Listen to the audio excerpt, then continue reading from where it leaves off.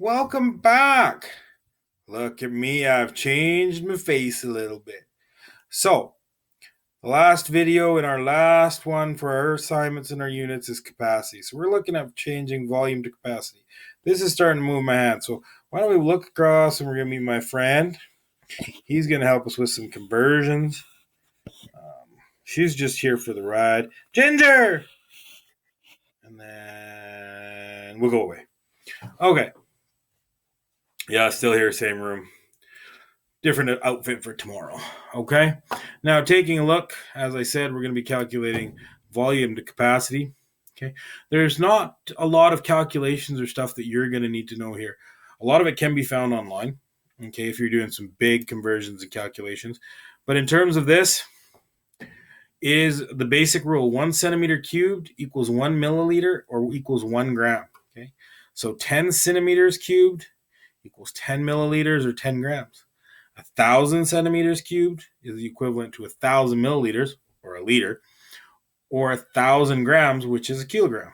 So this means that 1 liter is equivalent to 1 kilogram because of this ratio. Now, what does that mean? Basically, it means this. If we take a look, and these are our volume that we have found, if we switch to capacity, if it's a liquid, it can hold this much. If it's a weight, so dry powder, it holds this much. So if you have a cup or something that holds a container that holds 100 centimeters cubed, when we actually do the math, it'll hold 100 milliliters, okay, which is 0.1 of a liter. Or it'll hold 100 grams, which is 0.1 kilograms.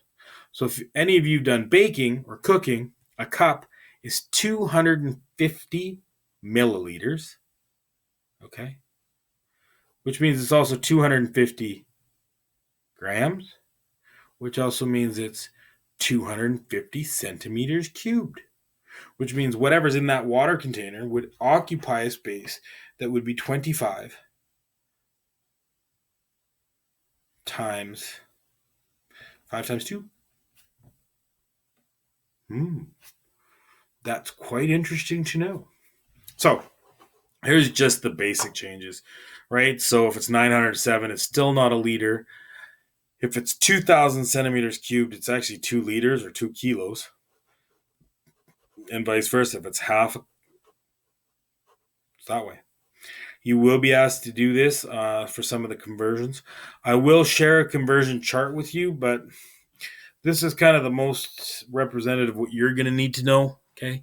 If I say that it's a cup, which is 250 mil, and I say, what dimensions could the container be?